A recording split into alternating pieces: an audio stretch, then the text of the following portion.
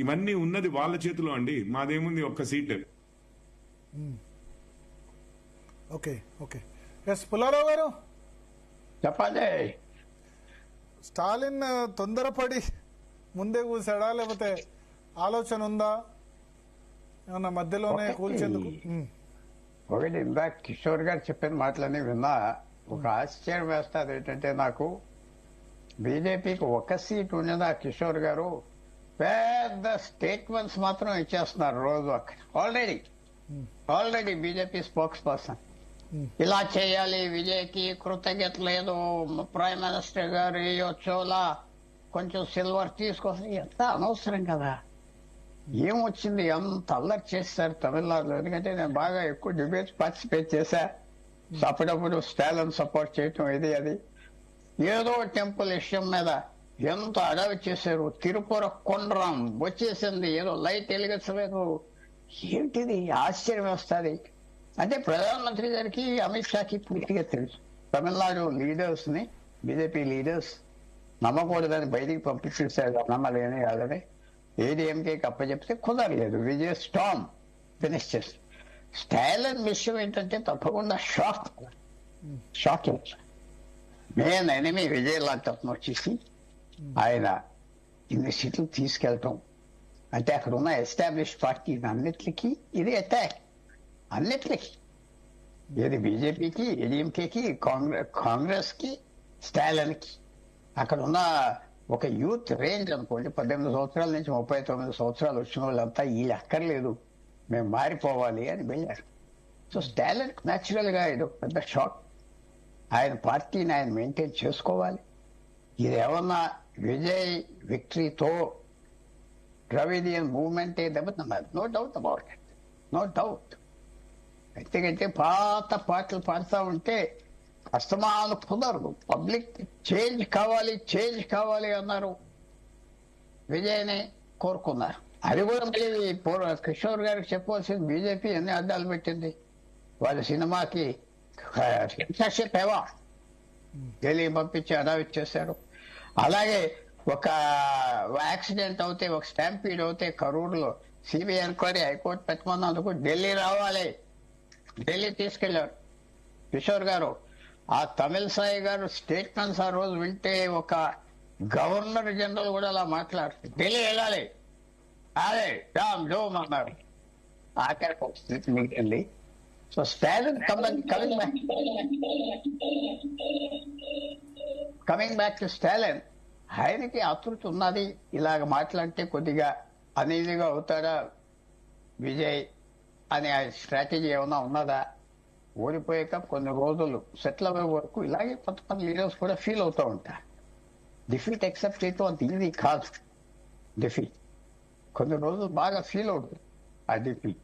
So ఆ పరిస్థితిలో ఉన్నదేమో. కానీ నాకు అంత ఈజీగా ఏదో అది పడిపోతానని ఏం కనపడలేదు.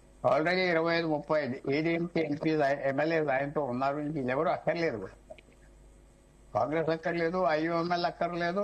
ఆయన కూడా అర్థం చేసుకున్నది ఏంటంటే, విజయ్ గవర్నర్ నాకు సైన్ చేశాడు, నువ్వు నంబర్లు చూపెట్టబోయా అన్నాడు. లేకపోతే నంబర్లు లేకుండా నాకు టైం ఇస్తే నన్ను ఏం చేయదురు వీళ్ళు. 2 ఎమ్మెల్యేలు 1 ఎమ్మెల్యేలు ఉన్నవాళ్ళు, ముఖ్యమంత్రి డిప్యూటీ సీఎం కావాలని ఒకడు, హోం కావాలని ఒకడు, 1 ఎమ్మెల్యే. సో విజయ్ చాలా సేఫ్ గా ఉన్నాడు.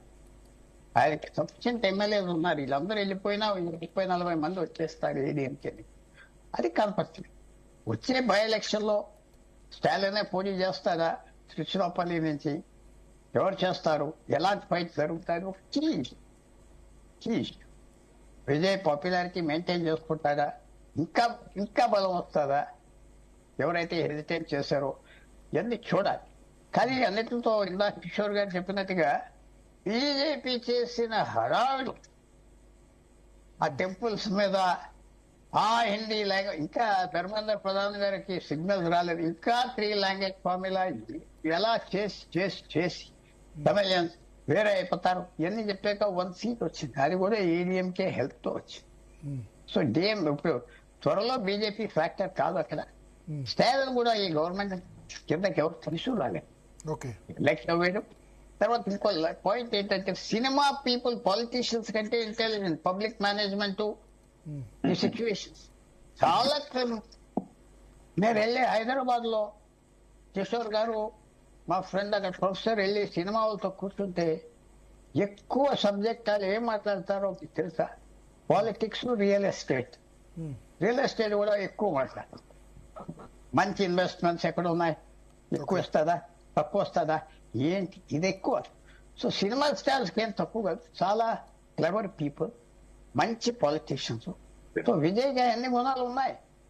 ఎలాంటి రైవల్రు, ఎలాంటి శత్రుత్వాన్ని సాధించారు. మిగతా స్టార్స్ అందరూ ఆయన సినిమాలు ఫెయిల్ అవ్వాలని చూసేవారు, సక్సెస్ అలా పైకి వచ్చాడు. సో అందరు సినిమా స్టార్స్ కి తెలుసు పాలిటీషియన్స్ కంటే డెడ్లీ ఫీల్డ్ సినిమా. అక్కడ సర్వైవ్ అవ్వేది ఏమో తక్కువ అంచనా ఏదో నవ్వుతున్నాడు, ఇలాగన్నాడు అలాగన్నాడు, తక్కువ అంచనా చాలా క్లెవర్ పీపుల్. కిషోర్ గారు, భరత్ గారు, మీరు వెళ్ళి వాళ్ళతో కూర్చుని, మీరు జర్నలిస్ట్ కాకుండా మీరు వెళ్ళి అలా కూర్చుని ఏదో అంటే మారు వేషం వేసుకోమంటే మీకు కోపం వస్తుంది. కూర్చుంటే కిషోర్ గారు, భరత్ గారు, నేను కూడా వస్తాను వెనకాల. వాళ్ళ మాట్లాడేది మీరు వింటే అసలు ఏ ప్రపంచంలో ఉన్నాం వీళ్ళు. తర్వాత ఇంకో పాయింట్ కూడా ఉన్నారు, కొంచెం మనీ దగ్గర కూడా జాగ్రత్తగా ఉంటారు. ఇవన్నీ విజయ్ కూడా ఉన్న గుణాలే. సో చాలా క్లవర్ గా మేనేజ్ చేసుకుంటాడు. ఆల్రెడీ మన కాంగ్రెస్ పార్టీ స్వేరింగ్ దీనికి వెళ్ళలేదు, అతను ముద్దర పడిపోతాదని, అతను రాలేదని చాలా ఫీల్ అయిపోయినారు. ఏమైంది, విజయరాడు స్టాలిన్ అయిపోయాడు కోపంగా. అంటే మిగిలింది ఏంటి కాంగ్రెస్ పార్టీకి? ఆ గ్యాంబుల్ కూడా తీసుకున్నది అనవసరమా? చాలా పెద్ద విజయ్ తీసుకున్న స్టెప్, రూట్లెస్ స్టెప్.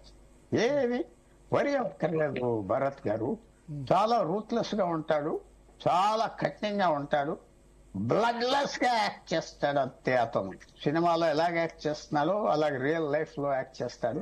అంత ఈజీగా అతను పీకేసి పంపించేయటం కాదు.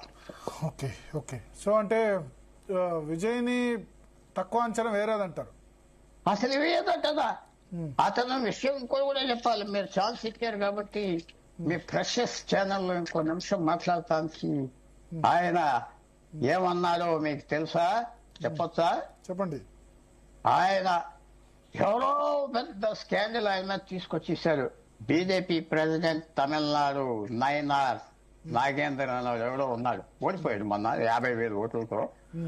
ఆయన అన్నాడు, విజయ్ ఆయన రాజకీయం చేసుకోవాలి, ఆయన ఎవరో యాక్ట్రెస్ ని అస్తమానం కలుస్తున్నాడు అన్నాడు. విజయ్ ఏమన్నాడు చెప్పండి? ఇవన్నీ చిన్న విషయాలు అన్నాడు. చిన్న చిన్న విషయాలు, చిల్లర విషయాలు, ఇవన్నీ పర్సనల్ విషయాలు పట్టెట్టుకోదు. మరి క్లవర్ ఫెలో కాకపోతే మా అమ్మాయి కూడా అయ్యి బాబోయ్ ఇదేం లేదు అనలేదే అన్నాడు. సో మీరు తక్కువ అంచనా ఏదో చెప్తున్నా. మీరు ఏ సినిమా అతన్ని తక్కువ అంచనా వేస్తే, భరత్ గారు మీరు ఎన్నో ఇంటర్వ్యూస్ చేశారు, ఎంతో చూశారు, మీరు కూడా తక్కువ అంచనా వేస్తున్నారంటే నాకు ఆశ్చర్యంగా ఉన్నది. చాలా ష్రూడ్ పీపుల్. అమితాబ్ బచ్చన్ ఎంత ష్రూడ్ అంటే అంత ష్రూడ్. అలాగే షారూక్ ఖాన్ చాలా మంచి మంచి బిజినెస్ చూసుకుంటారు, ధనవంతులతో స్నేహం చేస్తారు, పవర్ఫుల్ పీపుల్ ని దగ్గర పెట్టుకుంటారు, కామన్ మ్యాన్ ని ప్రేమించినట్టుగా నటిస్తారు. ఎన్ని గుణాలు. ఏం తొందరపడదు, స్ట్రాంగ్ గా ఉంటాడు. Okay okay. So thank you Pullarao గారు, అదేవిధంగా పోరెడ్డి కిషోర్ గారు. చూద్దాం, మొత్తానికి సీఎం కుర్చీలో కూర్చొని 10 రోజులు కూడా కాలేదు, అప్పుడే డిఎంకే స్టార్ట్ చేసింది, స్టాలిన్ స్టార్ట్ చేశాడు. ఆబ్వియస్లీ కొత్తగా రాజకీయాల్లోకి వచ్చిన వాళ్ళ మీద ఎవరైనా ఇదే విధంగా అంటే వాళ్ళ మీద చిన్న చూపే. బట్ విజయ్ చాలా దూరం వచ్చాడు, చాలా ఏమంటారు ఈ రాజకీయాల్లో ఈ 2 yearsలో చాలా తొక్కిసలాట సందర్భంలో కానివ్వండి, త్రిషతో రిలేషన్ గురించి కానివ్వండి, చాలా డక్కా మొక్కలైతే తిన్నాడు. చూద్దాం దీన్ని ఏ విధంగా ఎదుర్కొంటాడు. స్టాలిన్ నిజంగానే స్టాలిన్ ఎక్స్పెక్ట్ చేసినట్టు సినిమా తారలు రాజకీయాలు చేయలేరా, ఓట్లు వచ్చినంత మాత్రాన అడ్మినిస్ట్రేషన్ చేయలేరా? సిన్సియారిటీ అయితే కనిపిస్తుంది విజయ్లో, బట్ అల్టిమేట్గా అది ఎక్కడి వరకు వెళ్తుంది? ఈ పూర్తి మెజారిటీ లేని సందర్భంలో 108 మంది ఎమ్మెల్యేలు ఉన్న సందర్భంలో అన్నాడీఎంకే 22 మంది సపోర్ట్ మళ్ళీ ఎవరైతే బయట నుంచి సపోర్ట్ ఇస్తున్నారో వాళ్ళకి కాపాడుకుంటాడా అన్నదైతే